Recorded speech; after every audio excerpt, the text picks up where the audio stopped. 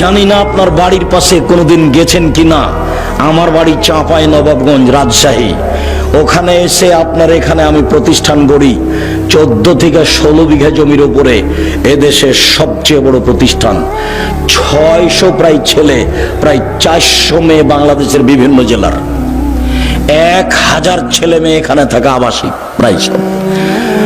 আর 1250 ছেলে থাকে ডাঙ্গিপাড়া পবা রাজশাহী। 715 জন মেয়ে থাকে ডাঙ্গিপাড়া পবা রাজশাহী।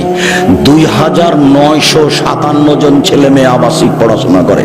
প্রায় 156 জন শিক্ষক শিক্ষিকা কর্মচারী। 17 লক্ষ টাকা বেতন লাগে। আমি নিঃস্ব মানুষ।